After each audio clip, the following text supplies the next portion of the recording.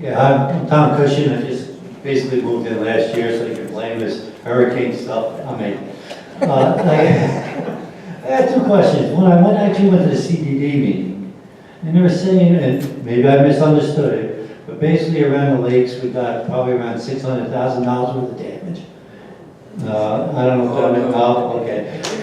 That is no problem. Okay, that's what I figured. To go after this lawsuit for basically landscaping in, if the lakes have this big of a problem, then that's where the issue is, because every other development as far as landscaping and trees, we all got the same trees. Wherever you go, they've planted these same trees. You know, so as far as trying to get a dollar amount back for that, I can't see it. I mean, I was involved in another community, basically with these same type of issues. That Pulte will throw us something. What it's gonna be what it is, probably not. You know, that's just, I was just curious. Oh, by the way, are they replacing those awnings in the pool? Is that a plan? Okay. I'm a little fair.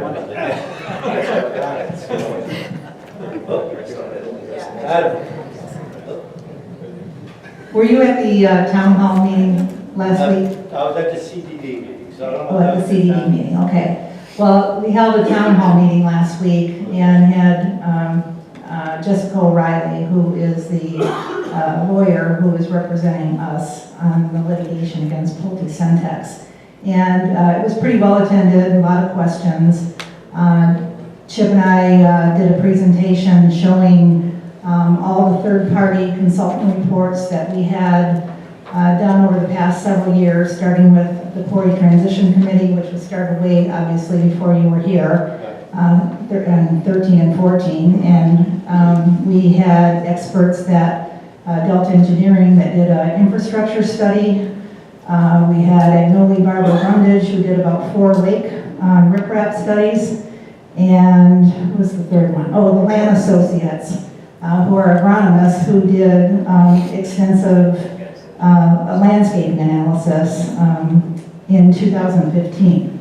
So we have all these reports and data, which the lawyers have, well before Hurricane Irma. And what we did last week was to show some of the prior photos of all the damage to the shoreline, all the damages to the trees and how they weren't growing and thriving because the right amount of topsoil wasn't put in here and high alkalinity, etc. And then we showed what happened after with Hurricane Irma. So all that was demonstrated last week. And yeah, you're right. Probably if we didn't have all that stuff, Pulte's defense would be, well, no one could survive that, and all the trees would blow over and the riprap would wash into the water. But I've been talking to the CDD chairperson at Heritage Bay. And they have, we still don't know what our cost is going to be here. The CDD has been getting contractors out here, and they're starting to submit scope of work and work summaries, and then they will come up with an engineering fix, and a cost will be associated with that. And that, of course, goes on your tax bill. The CDD portion goes on your, your tax bill for your house. So Heritage Bay has, they had already anticipated some major repair work to their shorelines. You know, there's 3 lakes here. Our lake, Stone Lake, we own part of Boulder Lake, and then they own the rest of Boulder Lake, and they own Heritage Lake. So they had already anticipated a major project, which they put into their 2017-18 budget, which starts just like our CDD does, October 1st to September 30th is their year, their fiscal year. So their project cost for their repair, this is prior to Irma, was $1.9 million. And they secured a 10-year loan.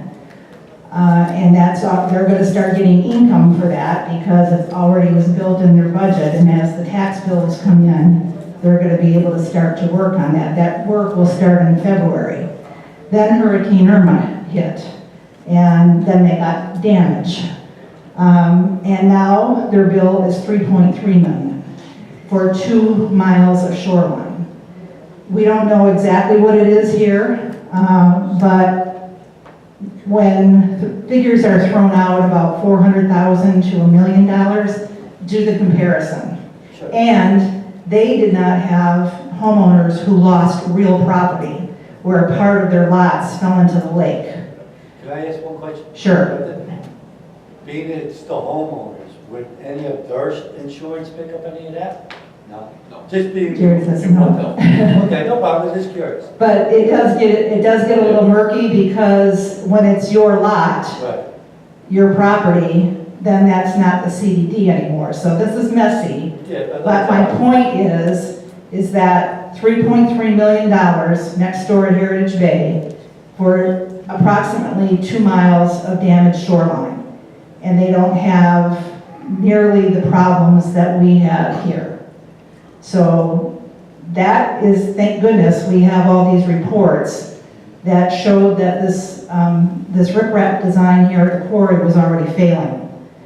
Because again, you know, if I were Pulte, I'd probably say, well, hey, Hurricane Irma caused it all. But Chip has a weather station that records data every 10 minutes, and he's had it active for how many years? Two and a half years, and he has data showing in 2016 when there were 25, 27 mile per hour sustained winds, and our riprap was falling into the water. The underlayment had been exposed for a long time, the rocks are small, there was no tucking in the back of it. We believe we have a very good lawsuit. Thank you. Cheryl, thank you. Question?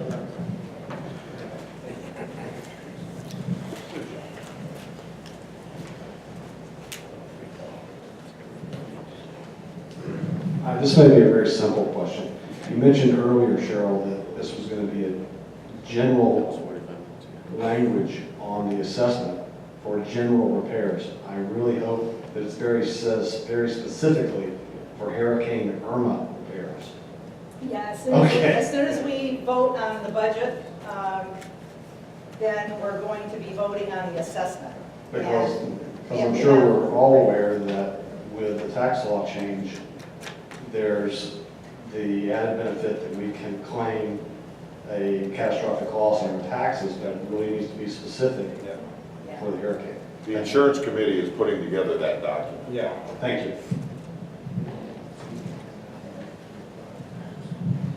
Hello, I have a few questions on the budget. State your name. John Sincart. Thanks, John. This is a small number, but the miscellaneous beach club expense is going up by 235%. Any particular reason?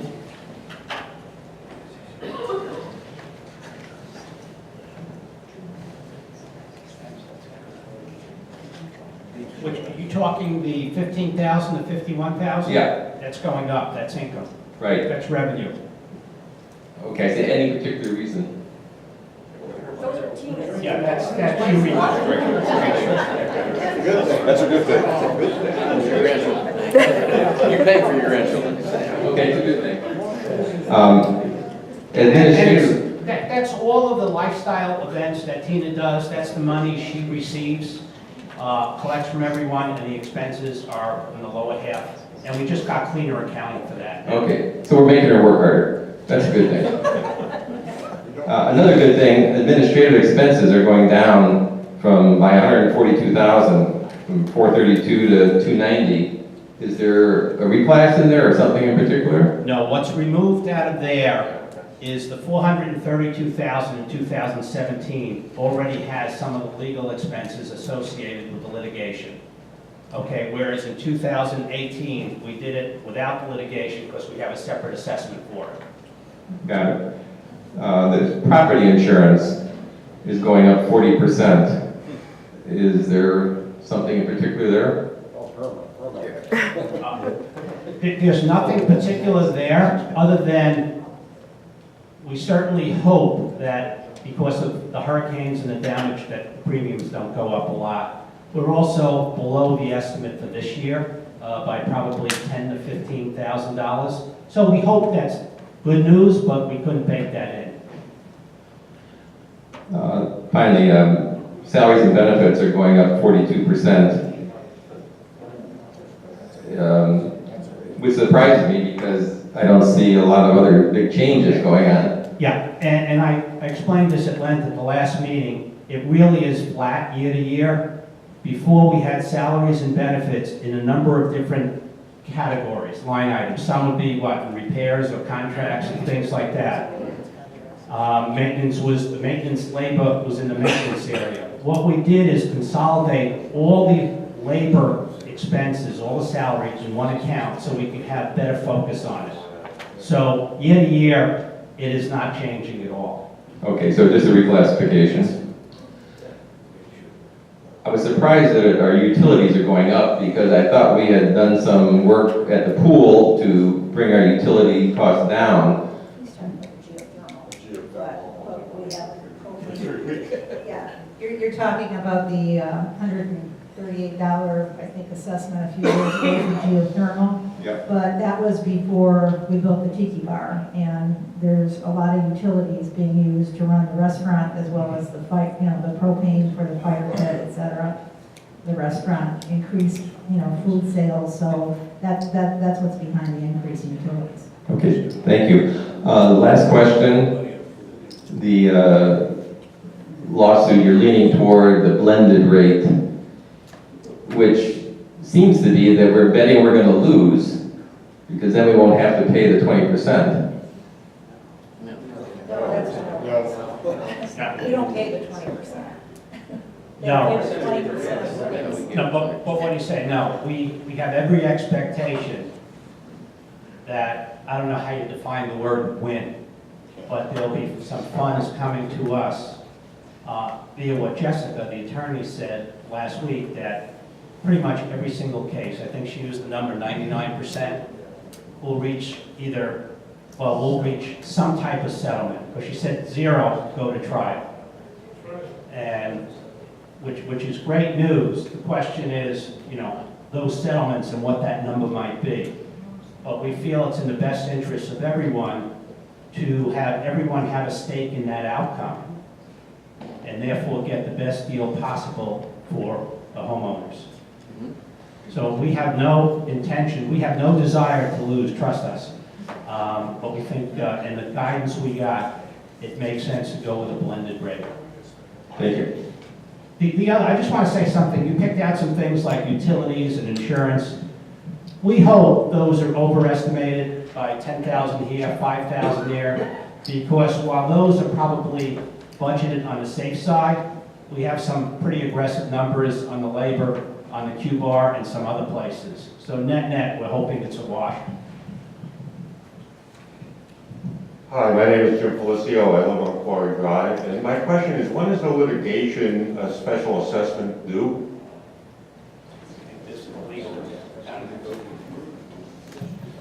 So the board won't hold a board meeting to pass the special assessment for litigation until the community approves it.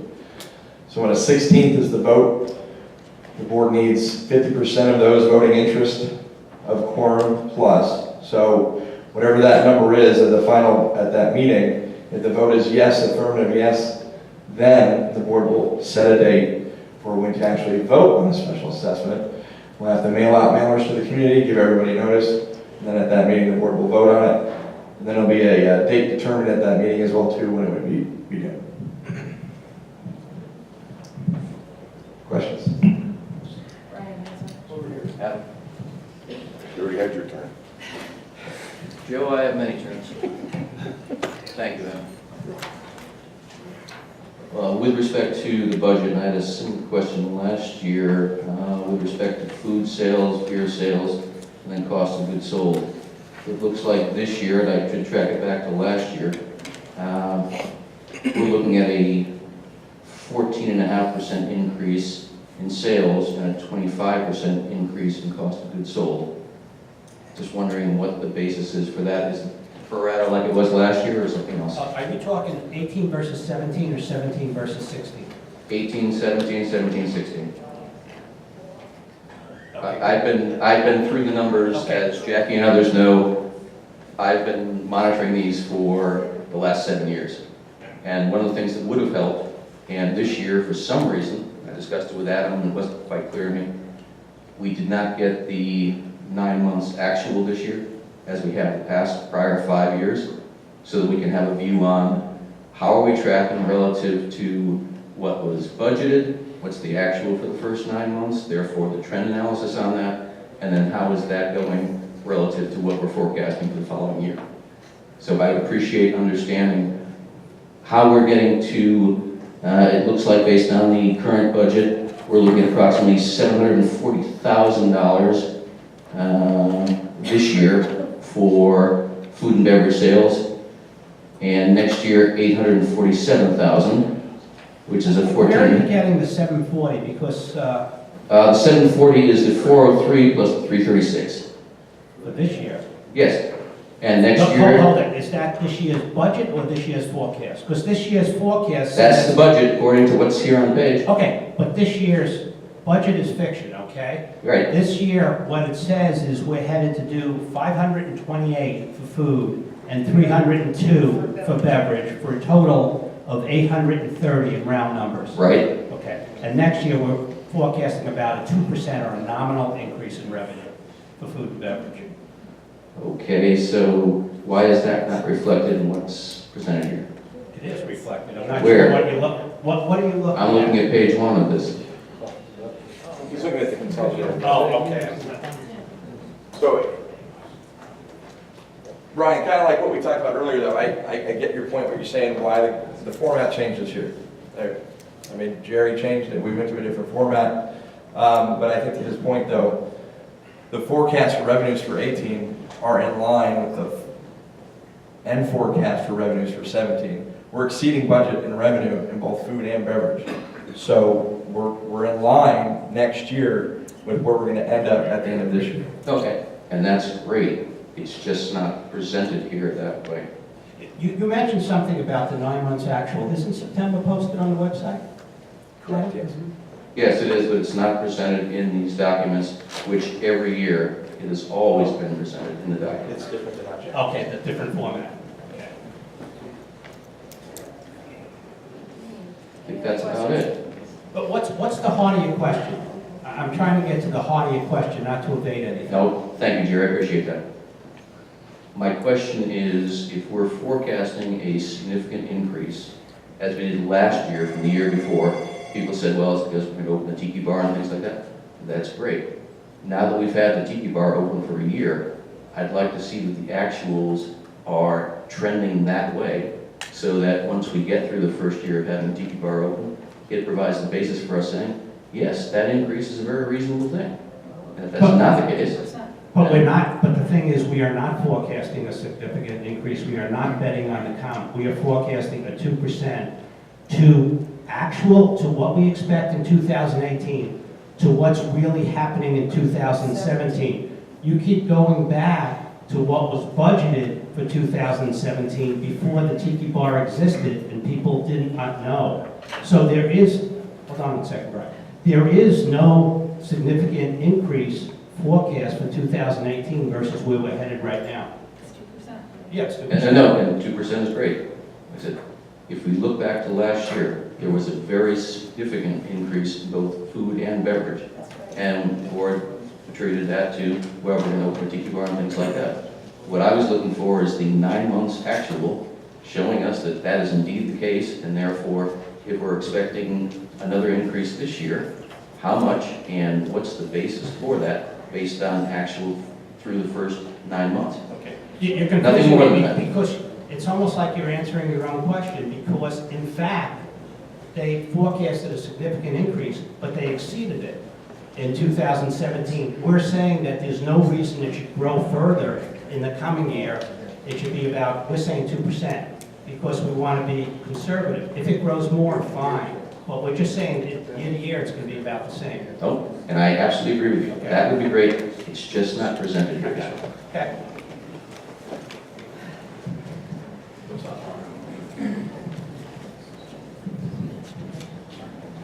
Hi, my name is Mark Jan, I live on Marblestone. Just wanted to ask, are the attorney's fees that we're projecting right now, is that going to get us, understand through the end of 2018, will that get us to the end of the lawsuit? Like worst case scenario, is there room in there that another assessment could be levied if things don't turn out to whatever you guys are projecting? Yes, Mark, thanks for asking that, because we do not want to hide anything. First of all, the attorneys gave us 3 levels of fees, low, medium, high, okay? In addition, that is what takes us through the coming year. If we get to the end of 2018 and we're still involved in litigation, we likely would need another similar assessment to take us through 2019. The question was asked of the attorneys, so how long do they usually go? And the answer that we got was, it takes 12 to 18 months for a settlement. And I said 12 to 18 months starting when? As soon as the vote happens and the clock starts ticking, okay? If it goes to trial, the answer was it would take another 12 months on top of that. So the total length would be 24 to 30 months instead of 12 to 18. But there's never been one to go to trial. Right, never been one to go to trial. So based on that, we're hoping 12 to 18 months. Perhaps we will get it completed by the end of 2018.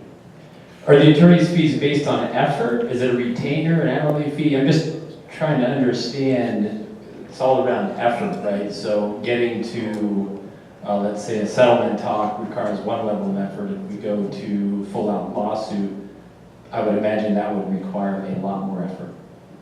It's based on their level of paralegal, a regular attorney, a managing partner. Well, and it also probably comes down to whether we are satisfied with any settlement offer by Pulte, or whether we deem it's appropriate to go to the next step and the associated costs. You know, we're going to all learn as we go through this process exactly what the trade-offs are. Yeah, we'll know more by discovery. As soon as the lawsuit's approved, we go into the discovery. That's going to be when we get the true value of what the damage is.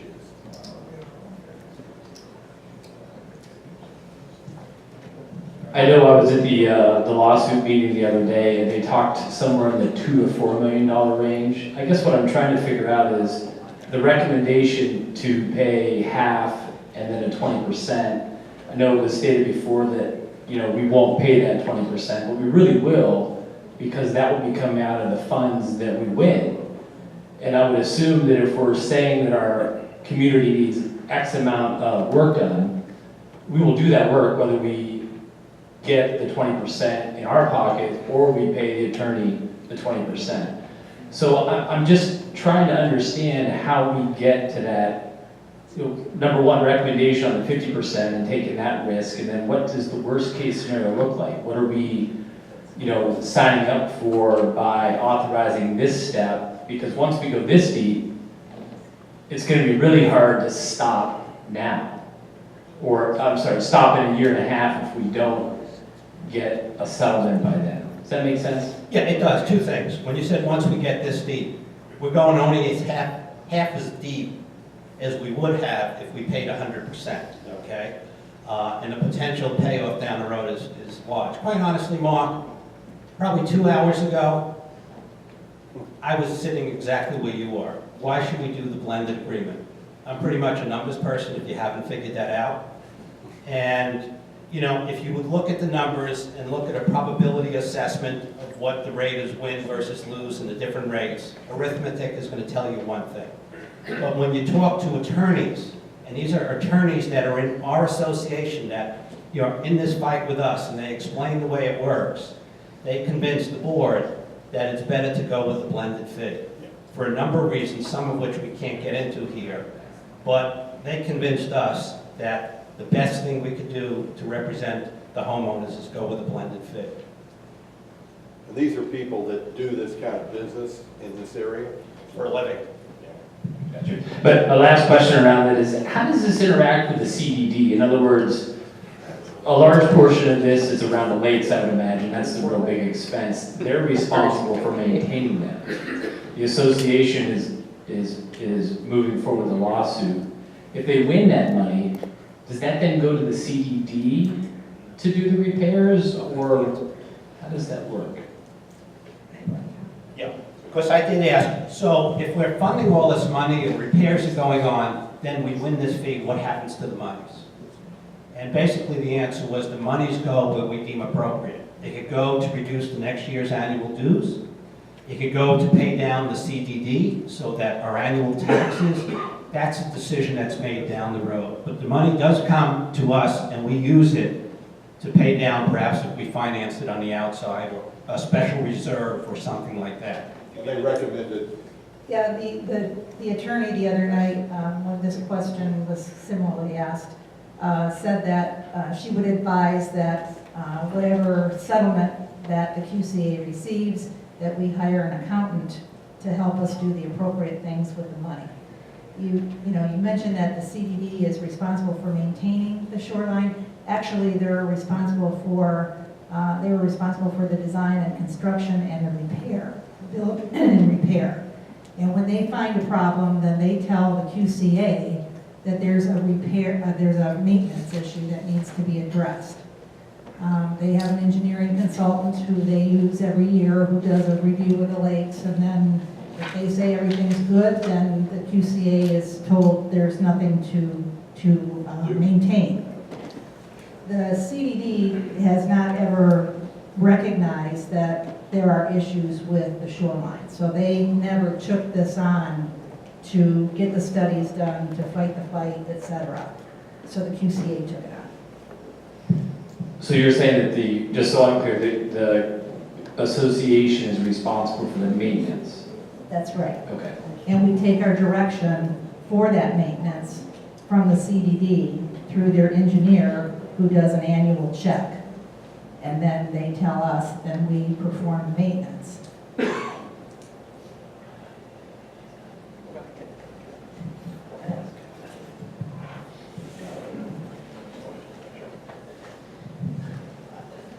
This has been a concern of mine, Cheryl. How do you differentiate between repair and maintenance? I don't. Well, I'll give you a real good example. The repair is the CDD's responsibility. Right, I'll give you a real good example. After Hurricane Irma, Chip and I, because of all the bad cell phone service, couldn't get a hold of the chairman of the CDD. So we went over and knocked on his door and had a discussion with him. And he, at that time, said, well, this is for you to fix. And Chip said, no, this is not maintenance. This is a major repair of the shoreline. That's a real easy differentiation between maintenance and repair. We weren't taking this on. This was not maintenance. This was not for the QCA. This is a CDD, huge major repair. No, I don't disagree. I guess I don't see a real difference between maintenance and repair myself, but. think about it in a car. Think about it like a car. You maintain your car with oil changes and et cetera. Well, if it breaks down and you hit another car, that's called a repair. And it's not exactly that's going to be a maintenance agreement. Well, let me touch on that real quick too. That the agreement, the reason the HOA has maintenance responsibility for the shoreline is because an agreement was made between the CDD and the HOA when Pulte controlled both at the same time. They signed off on the agreement. So what we know as maintenance is because the CDD's engineer does the annual inspection, as Cheryl said, turns that report back into the HOA and says, here are the areas that have maintenance issues that need to be repaired for the year. We've had very little ever turned into us that says, this is the maintenance that needs to be repaired every year. In that contract, there's a clause in there that does say, should an event of a hurricane or any other natural disaster impact the CDD property, the repair responsibility falls solely on the shoulders of the CDD. It's in the contract between the two entities.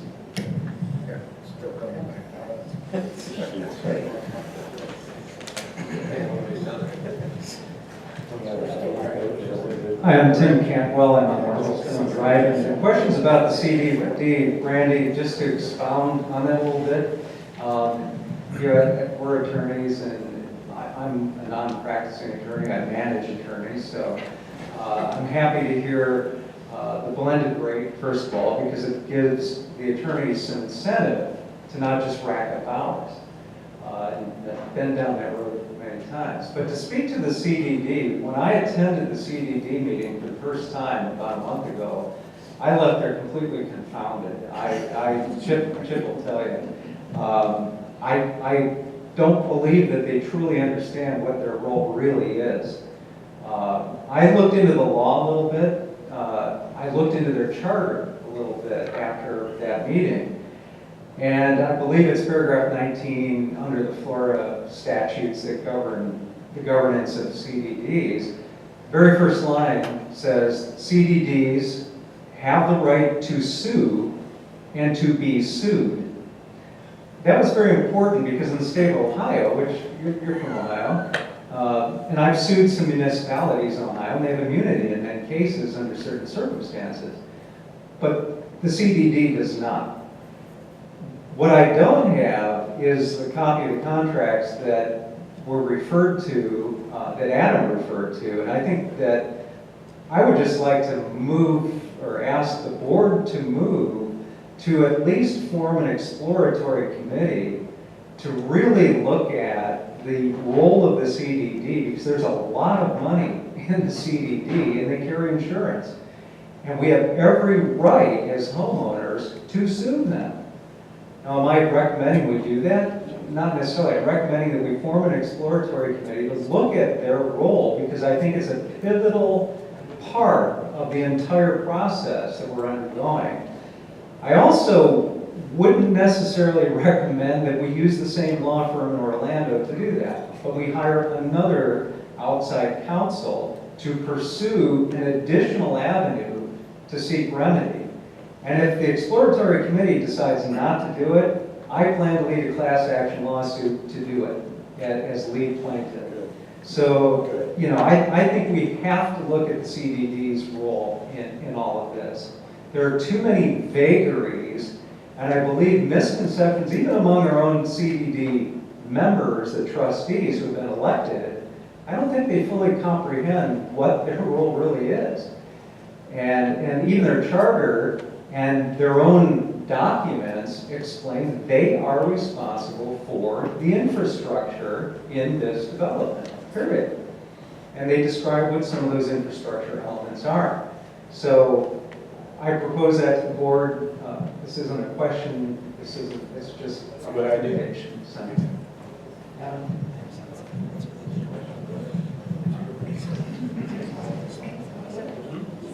this is Mark Albrecht. Just a question whether you've thought about the lawsuit and should we be making any repair to the lake now to prevent it from getting worse? Or do we have to wait until a lawsuit is over with so that we can verify that the condition is the same or what? I just don't want to lose opportunity. Yeah, we've got all that covered. Okay. The CDD has